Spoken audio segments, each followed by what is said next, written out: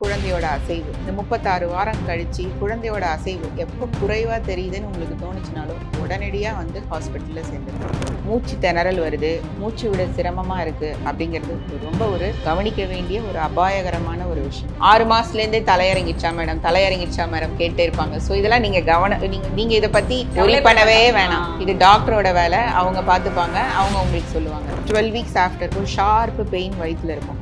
அந்த நேரத்தில் வயிற்றை தொட்டு பார்த்தோம்னா வயிறு கல் மாதிரி, இந்த டேபிள் மாதிரி கல் மாதிரி இருக்கும். அந்த நேரம் அசையக்கூட முடியாது, ஃபியூ செகண்ட்ஸ் தான். அப்புறம் பார்த்தீங்கன்னா ட்ரூ லேபர் பெயின் தான் டெலிவரிக்கு முன்னாடி வர பெயின். யூட்ரஸ் வந்து கல் மாதிரி டைட் ஆகிடும், முதுகு வலிக்கும், இடுப்பு வலிக்கும், தொடையெல்லாம் வலிக்கும். ஒரு 10 நிமிஷத்துக்கு ஒரு தரம், 15 நிமிஷத்துக்கு ஒரு தரம். குறை பிரசவம் என்னன்னா இதில் வந்து குழந்தை பாதிக்கிறதுக்கான நிறைய இருக்குது. குழந்தைக்கு அந்த நுரையீரல் வளர்ச்சி ஃபுல்லாக இருக்காது. இந்த குழந்தைக்கு வந்து சடனாக வந்து ஒரு ரத்த ஓட்டம் குறைஞ்சிருச்சு, உள்ளுக்குள்ள ஏதோ ஒரு இஷ்யூ, அடுத்து கொஞ்ச நேரத்தில் இந்த குழந்தை உயிருக்கு ஆபத்து அப்படின்னா குழந்தையோட அசைவு ஃபர்ஸ்ட் அதிகமாக இருக்கும், அதுக்கப்புறம் குறைய ஆரம்பிக்கும். மதர்னால ஈஸியாக அதை பர்சீவ் பண்ண முடியும். ஆனால் நிறைய பேர் பார்த்தீங்கன்னா 3 நாள் 4 நாள் அசைவு இல்லைன்னு எங்ககிட்ட வருவாங்க. அப்போ ஸ்கேன் பண்ணி பார்த்தோம்னா குழந்தை வயிற்றுலேயே இறந்து போயிருக்கும்.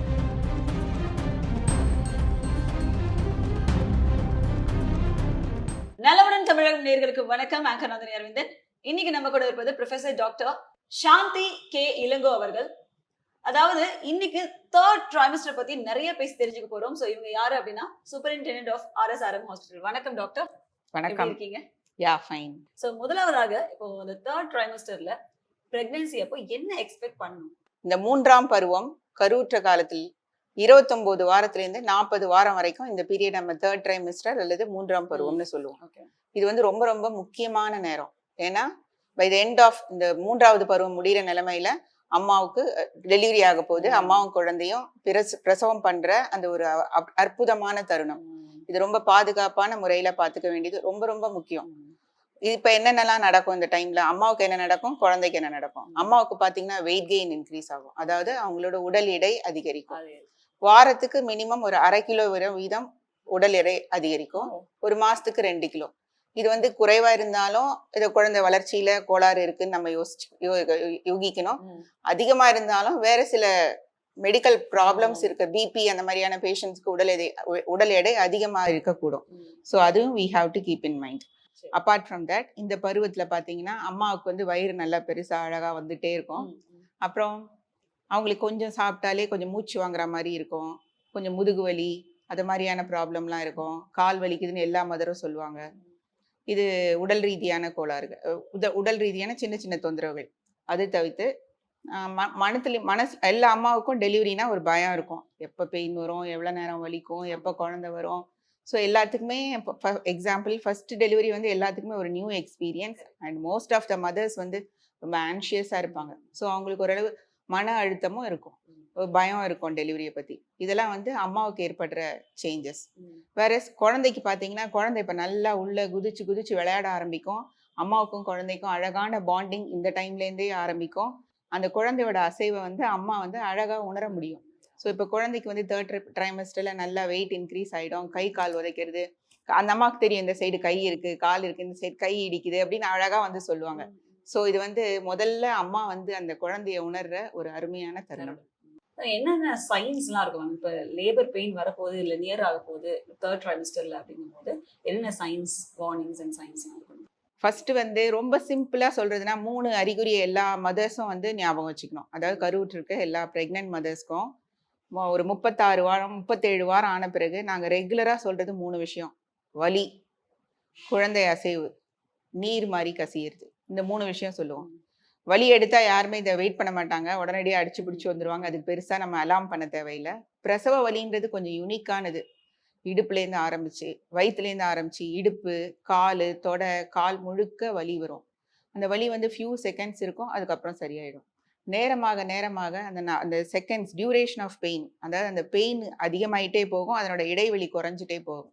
இதுதான் நாங்கள் வந்து பிரசவ வலின்னு சொல்லுவோம். ஆர் எங்களோட மெடிக்கல் லாங்குவேஜில் ட்ரூ லேபர் பெயின் சொல்லுவோம். ஸோ எப்போ வலி எடுத்தாலும், அதுவும் இந்த பருவத்தில் வலி எடுத்தா வீட்டிலேயே இருந்துக்கோனா நல்லா வலி எடுக்கட்டும் வரலாம் அப்படிலாம் வந்து காலம் தாழ்த்தக்கூடாது. அடுத்து 2வது விஷயம் குழந்தையோட அசைவு. இந்த 36 வாரம் கழிச்சு குழந்தையோட அசைவு எப்போ குறைவா தெரியுதுன்னு உங்களுக்கு தோணுச்சுனாலோ உடனடியாக வந்து ஹாஸ்பிட்டலில் சேர்ந்துடணும். 3வது விஷயம் ரப்சர் ஆஃப் மெம்பரெயின்ஸ்னு சொல்லுவோம், பனிக்குடம் உடைதல். அது வந்து யூரின் போற மாதிரி தண்ணி கலர்லெஸ் ஃப்ளூயிட் தன்னால கீழே வழிய ஆரம்பிக்கும். இந்த மாதிரி தெரிஞ்சதுனாலும் இந்த 3 சிம்டம்ஸ் ரொம்ப முக்கியமா எல்லாரும் புரிஞ்சுக்க வேண்டிய சிம்டம்ஸ். இந்த 3த்துல எது தெரிஞ்சதுனாலும் இமீடியட்டா நீங்க நியர்பை டாக்டர் எங்க நீங்க பிரசவம் பார்க்கறதுக்கு பிளான் பண்றீங்களோ அங்க போயிடணும். நம்ம இப்போ வந்து இந்த ஷார்ட்னஸ் ஆஃப் பிரெத்னு சொல்லுவாங்களா, அதாவது மூச்சு திணறல், அது வந்து 3rd ட்ரைமஸ்டர்ல வருமா, அது வந்து நார்மலா? அகெயின் இந்த மூச்சு திணறல் அப்படிங்கிறது வந்து மினிமல் ரெஸ்பிரேட்டரி டிஸ்கம்ஃபர்ட். அதாவது வயிறு கொஞ்சம் நம்ம வந்து வயிறு நல்லா பெருசாக குழந்தை உள்ள நல்லா வளர்றப்ப பார்த்தீங்கன்னா இந்த ஸ்டமக்கோட கெப்பாசிட்டியே கம்மி தான் இருக்கும். நம்ம எப்போ ஃபுல் ஸ்டமக் சாப்பிட்டாலும் அவங்களுக்கு அப்படியே மூச்சு முட்டுற மாதிரி ஒரு அன்ஈஸி ஃபீலிங். மெயின்லி பார்த்தீங்கன்னா அந்த பிரசவம் ஆகிற அந்த முன்னாடி கொஞ்சம் அந்த 36 வாரம் அந்த மாதிரி நேரத்தில் தோணும். அந்த மாதிரி அது ஒரு மைல்டு டிஸ்கம்ஃபர்ட் தான். அப்படி இருக்கவங்க கொஞ்சம் கொஞ்சமாக சாப்பிட்டா கூட போதும். அது வந்து இட்ஸ் அப்சல்யூட்லி நார்மல். வேற மூச்சு திணறல் வருது, மூச்சு விட சிரமமாக இருக்குது அப்படிங்கிறது ரொம்ப கவனிக்க வேண்டிய ஒரு அபாயகரமான ஒரு விஷயம். அதுக்கு நிறைய ரீசன்ஸ் இருக்குது. ரைட் ஃப்ரம் ரத்த சோகை அதிகமாக இருந்து கார்டியாக் ஃபெயிலியர் இருந்தால் மூச்சு வாங்கும், பிபி அதிகமாக இருந்து அதனால் ஏதாவது ஏதாவது ஹார்ட் எஃபெக்ட்ஸ் இருந்ததுனால மூச்சு வாங்கும், இருமல் சளி அதனால இன்ஃபெக்ஷன் ஜாஸ்தியாக ரெஸ்பிரேட்டரி இன்ஃபெக்ஷன் லைக் அவர் கோவிட் டைம் அந்த மாதிரி கூட மூச்சு திணறல் இருக்கலாம். அதில் அவங்களுக்கு ஆல்ரெடி எக்ஸிஸ்டிங் லங் டிசீஸ் இருக்குது, அந்த மாதிரி இருக்குது, அவங்க மூச்சு திணறல் சொன்னாங்கனாலும் இந்த மாதிரி வேறு நிறைய மெடிக்கல் ரீசன்ஸும் இருக்குது. ஸோ மூச்சு திணறல் அதிகமாக இருக்குது, உங்களால் நார்மலாக எந்த வேலையும் செய்ய முடியல, கொஞ்சம் வேலை செஞ்சாலே யூ ஃபீல் ரொம்ப உங்களுக்கு ஷார்ட்னஸ் ஆஃப் ப்ரீதிங் இருக்குது, அந்த மாதிரி இருந்தால் இமீடியட்டாக டாக்டரை வந்து பார்க்கணும். இப்போ எப்படி மேம் ஒரு பேபி, ஒரு குழந்தை வந்து கரெக்டான பொசிஷன்ல தான் வயிற்றுக்குள்ள இருக்கு அப்படிங்கிறத எப்படி தெரிஞ்சுக்கிறது இந்த 3rd ட்ரைமஸ்டர்ல? 3rd ட்ரைமஸ்டர் வந்து குழந்தையோட அந்த எந்த பகுதி வந்து முதல்ல டெலிவரி அப்போ வெளியே வருது, அதாவது lower most portion of the baby. குழந்தைக்கு யூஸ்வலாக பார்த்தீங்கன்னா மெஜாரிட்டி பெரும்பான்மையான பிரசவங்களில் வந்து குழந்தையோட தலை தான் எப்பயுமே கீழே இருக்கும். தலை தான் பிரசவம் அப்போ முதல்ல வரும், அதுக்கப்புறம் தான் உடம்பு வரும். 90% ப்ளஸ் இந்த மாதிரியான ப்ரெசன்டேஷன் தான் ரொம்ப காமன். இது வந்து நீங்கள் பார்க்க முடியாது, டாக்டர்ஸ் தான் பார்த்து டெஸ்ட் பண்ணி சொல்லணும். அவங்க கை வச்சு பார்ப்பாங்க, ஸ்கேன் பரிசோதனை பண்ணி பார்ப்பாங்க, அப்படி தான் சொல்ல முடியும். பட் இதில் ஒரு சின்ன ஒரு விஷயம் என்னென்னா, வீட்டில் இருக்க பெரியவங்க எல்லாரும் வந்து கேட்பாங்க, தலை இறங்கிடுச்சா மேடம், தலை இறங்கிடுச்சா மேடம் அப்படிம்பாங்க. அது ஆக்சுவலாக மெடிக்கல்லையும் பார்த்தீங்கன்னா அதில் ஒரு சின்ன ஒரு டேர்ம் இருக்குது. அப்படியே குழந்தை வளர்ந்துக்கிட்டே வரும், 32 34 36 வாரம். அதுக்கப்புறம் வந்து இதுவரையும் போயிட்டு நமக்கு 40 வாரம் இருக்குல்ல, இடுப்பு எலும்புக்குள்ளே தலை அதுவாக கொஞ்சம் கொஞ்சமாக ஃபிக்ஸ் ஆக ஆரம்பிக்கிறப்போ இந்த வயிறு அப்படியே கொஞ்சம் இறங்கின மாதிரி இருக்கும். ஸோ நம்ம வீட்டில் அந்த காலத்து பெரியவங்கலாம் அவங்க சொல்லுவாங்க வயிறு இறங்கின மாதிரி இருக்குது. அது தலை இறங்குறப்ப இவ்வளோ தூரம் இப்படி ஃபுல்லாக இருந்த டம்மி வந்து இட் வில் ட்ரை அப்படியே ஒரு சேக் ஆன மாதிரி ஒரு ஃபீலிங் இருக்கும். அதை தான் தலை இறங்குச்சா அப்படின்னு சொல்லுவாங்க. அந்த காலத்தில் பெரியவங்கெல்லாம் வந்து அதை அப்படியே நோட் பண்ணிட்டு இருந்து சொல்லுவாங்க. ஆனால் இப்போ வந்து அதை பற்றி முழுமையான இது இல்லாதவங்க 6 மாதத்துலேருந்தே தலை இறங்கிடுச்சா மேடம் கேட்டே இருப்பாங்க. ஸோ இதெல்லாம் நீங்கள் நீங்கள் இதை பற்றி ஒரி பண்ணவே வேணாம். இது டாக்டரோட வேலை, அவங்க பார்த்துப்பாங்க, அவங்க உங்களுக்கு சொல்லுவாங்க. தலை இருந்ததுன்னா அப்புறம் சுகப்பிரசவம் ஆகிறதுக்கான வாய்ப்புகள் ரொம்ப அதிகம். அதுவே தலை இல்லாமல் குழந்தையோட புட்டம் கீழே இருந்ததுன்னா கொஞ்சம் சிசேரியனுக்கான சான்சஸ் அதிகம். இப்போ வந்து இந்த true labour pain, false labour pain சொல்கிறாங்களா, அது எப்படி மேம் அது கண்டுபிடிக்கிறது? True labour pain, false labour pain. False labour pain அப்படிங்கிறது நம்ம சாதாரண தமிழில் வந்து சண்டி வலி அப்படின்னு சொல்லுவாங்க. அதாவது ரைட் ஃப்ரம் ஃபர்ஸ்ட் ட்ரைமஸ்டர் முடிஞ்ச உடனே 12 வீக்ஸுக்கு அப்புறமே, நான் உங்களுக்கு முன்னாடியே ஒன்று சொன்னேன், ஒரே நாளில் வந்து இவ்வளோ பெரிய குழந்தை தலை வெளியே வர்றது கிடையாது. அந்த யூட்ரஸும் வந்து முன்னாடியே அது ஒரு மைல்டு எக்ஸசைஸ் அது ட்ரை பண்ணி அதை ரெடி பண்ணி வச்சுக்கிறது தான் ஃபால்ஸ் பெயின். ஒரு ஃபியூ செகண்ட்ஸ் இப்போ நம்ம பேசிட்டே இருக்கோம், அது மாதிரி ஒரு ப்ரெக்னென்ட் மதர் உட்காந்துட்டு இருப்பாங்க, அவங்களுக்கு வந்து ஒரு 28 வாரம் ஆகும், 30 வாரம் இல்லை 12 வீக்ஸ் ஆஃப்டர் ஒரு ஷார்ப்பு பெயின் வயிற்றுல இருக்கும். அந்த நேரத்தில் வயிற்றை தொட்டு பார்த்தோம்னா வயிறு கல் மாதிரி, இந்த டேபிள் மாதிரி கல் மாதிரி இருக்கும். அந்த நேரம் அசைய கூட முடியாது, ஃபியூ செகண்ட்ஸ் தான். அப்புறம் பார்த்தீங்கன்னா அந்த பெயின் அதுவே அப்படியே கொஞ்ச நேரம் இருந்தோம்னா அதுவே சரியாக போயிடும். இதுக்கு பேர் false pain. This happens very frequently, எல்லா மதர்ஸ்க்குமே வரும். இதுக்கு எந்த ட்ரீட்மெண்ட்டும் தேவையில்லை. அது என்னன்னா அந்த டைம் வந்து யூட்ரஸ் வந்து கண்ட்ராக்ட் ஆகுது, அதுவே ரிலாக்ஸ் ஆகிடும். So this is something. Pain எப்படி இருக்குன்னா மென்ஸ்ட்ரல் கிராம்ப்ஸ் அப்போ வரும் பாருங்க ஒரு பெயின், ஒரு அந்த ஃபர்ஸ்ட் ஃபியூ ஹவர்ஸ் ஒரு அந்த மாதிரியான ஒரு பெயின், அது ஃபியூ செகண்ட்ஸ் தான் இருக்கும், அப்புறம் அதுவே சரியாயிடும். அதுக்கு வந்து ட்ரீட்மெண்ட் தேவையில்லை. இட் இஸ் வெரி ரீஅஷ்யூரிங், ஒன்றுமே பயப்பட வேணாம். நம்ம வீட்டில் இருக்கவங்கலாம் வந்து அதை சண்டி வலின்னு சொல்லுவாங்க. அதர்வைஸ் நாங்கள் லாங்குவேஜில் அதுக்கு பேர் ஃபால்ஸ் பெயின். ஸோ இப்போ அடுத்த கேள்வி, ட்ரூ லேபர் பெயின்னா என்ன? ட்ரூ லேபர் பெயின் தான் டெலிவரிக்கு முன்னாடி வர பெயின். இதே மாதிரியான வலி, வயிறு திடீர்னு ஒரு ஷார்ப் பெயின், வயிறு கல்லு அந்த யூட்ரஸ் வந்து கல் மாதிரி டைட் ஆகிடும், முதுகு வலிக்கும், இடுப்பு வலிக்கும், தொடையெல்லாம் வலிக்கும். அது வந்து ஃபர்ஸ்ட் ஒரு ஃபியூ செகண்ட்ஸ் வரும், ஒரு 10 நிமிஷத்துக்கு ஒரு தரம், 15 நிமிஷத்துக்கு ஒரு தரம், ஃபியூ செகண்ட்ஸ் வரும். இன்டர்மிட்டன்ட்டா விட்டு விட்டு. Exactly, intermittent contractions. அந்த கன்ட்ராக்ஷன் இதுக்கு இந்த வலிக்கு வந்து நாங்க சயின்டிஃபிக் லாங்குவேஜ்ல வந்து கன்ட்ராக்ஷன், யூட்ரைன் கன்ட்ராக்ஷன் சொல்லுவோம். இந்த கன்ட்ராக்ஷனோட நேரம் அப்படி ஃபியூ செகண்ட்ஸ்ல இன்னும் கொஞ்சம் 5 செகண்ட், அடுத்து 10 செகண்ட், அப்படி வந்து அது அதிகமாயிட்டே போகும். அந்த ஒரு 10 நிமிஷத்துக்கு ஒரு தரம், 5 நிமிஷத்துக்கு ஒரு தரம் வர வலி வந்து இன்னும் ஃப்ரீக்வெண்டா ட்ரூ லேபர் பெயின் வென்ஸ் இந்த டெலிவரி இன்னும் கொஞ்சம் நேரத்துல ஆக போகுது அப்படின்ற மதருக்கு பாத்தீங்கன்னா 10 நிமிஷத்துக்குள்ள 3க்கும் மேற்பட்ட கன்ட்ராக்ஷன்ஸ் வரும். ஸோ அந்த டியூரேஷன் ஆஃப் த கன்ட்ராக்ஷன் அதிகமா வரும், அதுக்கு நடுவில் இருக்க இன்டர்வல் குறைஞ்சிக்கிட்டே வரும். இது ஒரு சைன். ஸோ இதுதான் வலி. ரெண்டாவது நான் ஏற்கனவே உங்களுக்கு சொன்னேன், பனிக்குட நீர் உடைஞ்சி தண்ணி மாதிரி ஒன்று வரலாம். அதுக்கும் முந்தின ஸ்டேஜ்ல ஒரு வெஜைனல் டிஸ்சார்ஜ், அதாவது வெஜைனால வந்து பிளட் ஸ்டெயின்டா ஒரு டிஸ்சார்ஜ் வரும். அதுக்கு வந்து நாங்கள் எங்கள் லாங்குவேஜ் மெடிக்கல் டெர்மினாலஜியில் வந்து ஷோ அப்படின்னு சொல்லுவோம். ரத்தம் கலந்த மாதிரி பிறப்புறுப்பில் ஒரு வெஜைனல் டிஸ்சார்ஜ் மாதிரி வரும், ஒயிட் டிஸ்சார்ஜோட கலந்து ஜவ்வு மாதிரி கலந்து வரும். அது ரெண்டாவது அறிகுறி. ஸோ இது ரெண்டு. மூணாவது ஆஸ் யூஷுவல் அந்த நேரத்துலையும் குழந்தை அசைவை மதர் பார்த்து, அது தெரியும் அப்போ கூட மதருக்கு இன்பிட்வீன் கன்ட்ராக்ஷன்ஸ் அப்போ குழந்தை அசைவை பார்த்துட்டே இருக்கணும். ஸோ மெயினாக பெயின், வெஜைனல் டிஸ்சார்ஜ் ஆர் நீர் பனிக்குட நீர் உடைஞ்சு அந்த தண்ணி மாதிரி வர்றது, இந்த 3 சிம்டம்ஸ் சொல்லலாம். Okay ma'am. அப்போ குறை பிரசவத்துக்கு என்னென்ன மாதிரி அறிகுறிகள்லாம் இருக்கும்? ஸோ இப்போ நிறைய மதர்ஸ் பார்த்தீங்கன்னா நம்ம சொன்னோம் இல்லையா, ஃபால்ஸ் பெயின் வந்தோடனே பயந்துருவாங்க. ஐயோ வலி வருதுங்க டாக்டர், குடுகுடுன்னு ஓடி வருவாங்க, என்ன ஆச்சு வலி. அது கொஞ்ச நேரம் வரும், அப்புறம் அதுவா சரியாயிடும். ரிப்பீட்டடா கன்ட்ராக்ஷன் வந்துட்டே இருக்காது. பட் 37 வாரத்துக்கு முன்னாடி ரிப்பீட்டடா இந்த மாதிரி கன்ட்ராக்ஷன்ஸ் வந்துகிட்டே இருக்கு, அந்த வலியோட நேரம் அதிகமாகுது, இன்பிட்வீன் அந்த இடைவெளி குறைஞ்சிக்கிட்டே வருதுன்னா நம்ம ஈவன் டேர்ம் பிரெக்னன்சி ஆகிறதுக்கு முன்னாடியே பெயின் வந்து டெலிவரி ஆகிறது மாதிரி இப்போ ஒரு சுச்சுவேஷன் நடந்துட்டு இருக்கு. அதுக்கு தான் நம்ம வந்து ப்ரீ டேர்ம் டெலிவரி அப்படின்னுவோம், தமிழ்ல வந்து குறை பிரசவம் சொல்லுவோம். ஆக்சுவலாக குறை பிரசவம் என்னன்னா, இதுல வந்து குழந்தை பாதிக்கிறதுக்கான நிறைய இருக்கு. குழந்தைக்கு அந்த நுரையீரல் வளர்ச்சி ஃபுல்லா இருக்காது. அந்த குறை பிரசவமா பிறக்கிற குழந்தைங்களுக்குலாம் மூச்சு விட திணறும், கஷ்டமா இருக்கும். ஆமா, எஸ், அதாவது இன்குபேட்டர் அப்படிங்கிறது நம்ம பழைய காலத்துல சொல்றது. இப்ப நம்ம எல்லாமே ஓப்பன் கேர் சிஸ்டம் தான் வைக்கிறோம். அவங்களுக்கு அந்த ஆக்சிஜன் சப்போர்ட், அந்த நுரையீரல் வளர்ச்சிக்கான இன்ஜெக்ஷன்ஸ், அந்த மூச்சு விடுறதுக்கான ஆக்சிஜன், அந்த மாதிரி கொஞ்சம் ட்ரீட்மெண்ட், சம்டைம்ஸ் வென்டிலேட்டரி சப்போர்ட், அதாவது செயற்கை சுவாசம் கொடுக்கறது, இந்த மாதிரியான ட்ரீட்மெண்ட்லாம் கொடுக்க வேண்டியிருக்கும். குழந்தை வந்து வயத்துல அசைறத ரொம்ப கவனமா பார்க்கணும்னு சொல்றீங்க, அது ஏன்? டெஃபினட்டா இதுக்கு வந்து baby movement or baby foetal kick count அப்படின்னு சொல்லுவோம். நாங்க எல்லா அம்மாவையும் வந்த உடனே கேட்கிற முதல் கேள்வி, கருவுற்ற தாய்மார்களை வந்து குழந்தை நல்லா உதைக்குதாமா அப்படிம்போம்.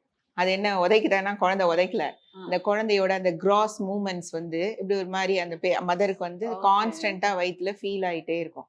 நார்மல் அண்ட் அப்நார்மல்னு இருக்கு. இதுல நார்மல்னா யூஸ்வலா எப்பயுமே at least up to 10 moments R even 100 and 200 moments கூட, டிம்புலஸ் மூமெண்ட், சின்ன சின்ன மூமெண்ட்லாம் கூட நிறைய சென்சிட்டிவான மதர்ஸ் நல்லா ஃபீல் பண்ணுவாங்க பெர் அவர்.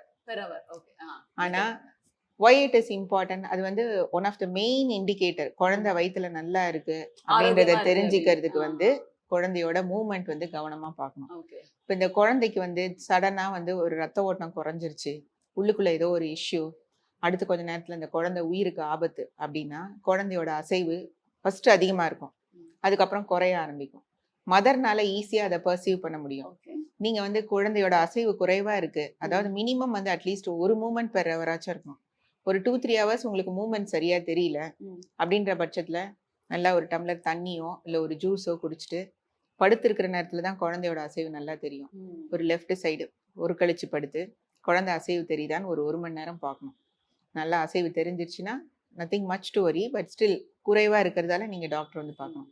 அசைவே தெரியலன்னா ஒரு மெடிக்கல் எமர்ஜென்சியா நினைச்சு உடனே வந்து டாக்டரை பார்க்கணும். எதுக்கு இது சொல்றோம் அப்படின்னா, இப்போ ஃபார் எக்ஸாம்பிள் உங்களுக்கு ஒரு சின்ன எக்ஸாம்பிள், யாராவது வந்து நம்ம கழுத்தை வந்து நெருக்க வராங்க, என்ன பண்ணுவோம், ஃபர்ஸ்ட் நல்லா will resist, we use to அது வந்து இன்க்ரீஸ் பேபி மூமெண்ட், ஒரு பிளட் சப்ளை கம்மியா இருக்கு. இன்னும் தொடர்ந்து கழுத்தை ரொம்ப நெருக்கி பிடிக்கிறப்ப என்ன ஆகும், நம்மளோட மூமெண்ட் எல்லாம் அப்படியே குறைய ஆரம்பிக்கும். அதுதான் process of reduced foetal movement. அது இன்னும் எக்ஸஸா போச்சுன்னா குழந்தை வயிற்றுலேயே இறந்துறதுக்கான நிறைய வாய்ப்பு இருக்கு. ஸோ இந்த குறைவான குழந்தையோட மூமெண்ட் குறைவா இருக்குன்னு ஒரு கம்ப்ளைண்ட்டோட ஒரு மதர் வந்தாங்கன்னா நாங்க இமீடியட்டா பேபியோட ஹார்ட் பீட் ட்ரேசிங் எல்லாமே பார்ப்போம். அதுல வந்து ஏதாவது அப்நார்மலா தெரிஞ்சிச்சுன்னா அடுத்த வெரி ஃபியூ அது மெடிக்கல் அதை வந்து எமர்ஜென்சியா நாங்க ட்ரீட் பண்ணி உடனடியாக குழந்தைய பிரசவிக்கிறதுக்கும் குழந்தை உயிரை காப்பாத்துறதுக்கும் ட்ரீட்மெண்ட் கொடுப்போம். பட் ஆனா அந்த அந்த வார்னிங் சிக்னல் வந்து மதர்ஸ் கிட்ட தான் இருக்கு. They have to perceive. அவங்க கரெக்டா வந்து குழந்தை அசைவு கம்மியா இருக்கு மேடம் சொல்லிட்டாங்கன்னா போதும், குழந்தை உயிரோட காப்பாத்துறதுக்கு நிறைய வாய்ப்பு இருக்கு.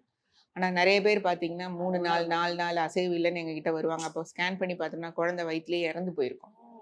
ஸோ இது ஒரு சென்சிட்டிவான இண்டிகேட்டர். அண்ட் எவ்ரி மதர், ஈஸியா படிச்சவங்க படிக்காதவங்க எல்லாராலையும் இதை ஈஸியா கண்டுபிடிச்சு சொல்ல முடியும். இப்போ தாயும் செய்யும் வந்து நல்லா போஷாக்கா இருக்கணும், ஆரோக்கியமா இருக்கணும், நல்ல அந்த இடை எவ்வளவு இருக்கணும் அப்படிங்கிறது வந்து முக்கியம். அவங்க வந்து இவங்க இவ்வளவு இடம் இருக்கலாம், இவங்க இவ்வளவு இடம் இருக்கலாம், இது வந்து நார்மல் அப்படின்னு சொல்லலாம். இல்ல வெயிட் கெயின் இருந்துச்சுன்னா இது வந்து கொஞ்சம் அப்நார்மல் அப்படின்னா அதை எப்படி நீங்க சொல்றீங்க, எந்த அளவுக்கு உள்ள சொல்றீங்க? First pre pregnancy weight of the mother, அதாவது பிரசவத்துக்கு முன்னாடி, அதாவது கரு உருவுறதுக்கு முன்னாடியே வந்து அவங்க ரொம்ப ஒல்லியா இருக்கிறாங்க, ஒரு 40 kgலாம் கம்மியா இருக்காங்க அப்படின்னா அவங்களுக்கு ஆல்ரெடி அவங்க மேல் நரிஷ்டு மதர். ஸோ அது வந்து ஒரு ஹை ரிஸ்க் ஃபேக்டர் வெயிட்ன்றதை பொறுத்து. அதுக்கப்புறம் ஒரு நார்மலான ஒரு அம்மாவை எடுத்துக்கிட்டோம்னா அவங்களுக்கு அந்த 9 மாதம் கருவுற்ற காலத்துல 10லேருந்து 12 கிலோ வரையும் இன்க்ரீஸ் ஆகும். முதல் 3 மாசத்துல வெயிட் இன்க்ரீஸ் ஆகும், இல்லை இன்க்ரீஸ் ஆகாம அதே இருக்கும், இல்லை கம்மியா கூட ஆகும். அதை பத்தி ஒரி பண்ணவே தேவையில்லை. மெயினா பாத்தீங்கன்னா அவங்களோட இந்த வாந்தி மயக்கம் அதெல்லாம் அந்த நேரத்துல இருக்கும். அவங்களால சரியா ஃபுட் இன்டேக் சாப்பிட முடியாது. ஒரு சிலருக்கு இன்னும் ரொம்ப அதிகமா இருக்கும், வெயிட்டே கூட கம்மி ஆகும். ஸோ ஹோல் ஃபேமிலியே ரொம்ப பயந்து போய் வருவாங்க. நத்திங் மச் டு வரி. அடுத்து அதாவது செகண்ட் ட்ரைமஸ்டர்லேருந்து நான் உங்களுக்கு சொன்னேன் இல்லையா, 0.5 kg per week or 2 kg per month. அது நம்ம பார்த்துக்கிட்டே வரணும். ஸோ வெயிட் கெயின் கம்மியா இருக்கு, சரியா வெயிட் கெயின் இல்லைன்னா குழந்தையோட வளர்ச்சி குறைவா இருக்கு அப்படின்னு சொல்லி நம்ம சந்தேகப்படணும். அதே நேரம் ஒரு சிலருக்கு வெயிட் கெயின் அதிகமா இருக்கும். அதிகமா இருக்கிறவங்களுக்கு பார்த்தீங்கன்னா பிபி இருந்தா உடம்பு ஃபுல்லா இந்த நீர் கோத்துக்க ஆரம்பிக்கும்னு சொன்னேன். ஸோ அதுவும் வெயிட் கெயினுக்கு ஒரு காரணம். இல்ல கருப்பைக்குள்ள தண்ணீரோட அளவு, கருப்பையில பனிக்கூட நீர் அதிகமா இருந்து அந்த மாதிரி இருந்தா வெயிட் கெயின் அதிகமா இருக்கும். இல்ல டயபெட்டிஸ், மதருக்கு டயபெட்டிஸ் இருந்ததுனாலும் குழந்தையும் ரொம்ப பெருசா வளரும், அப்பயும் வெயிட் கெயின் அதிகமா இருக்கும். இந்த மாதிரி ஒரு சில மெடிக்கல் ப்ராப்ளம்ஸ்ல வெயிட் கெயின் இன்க்ரீஸ் ஆகும். ஸோ மதரோட வெயிட்டை வந்து கண்டினியூஸா மானிட்டர் பண்றது ரொம்ப இம்பார்ட்டன்ட். நம்ம இப்போ இந்த தேர்ட் ட்ரைமஸ்டர்ல செக்ஸ் வச்சுக்கிறது அப்படிங்கிறது வந்து ஓகேயா, அது நார்மலா பண்ணலாமா?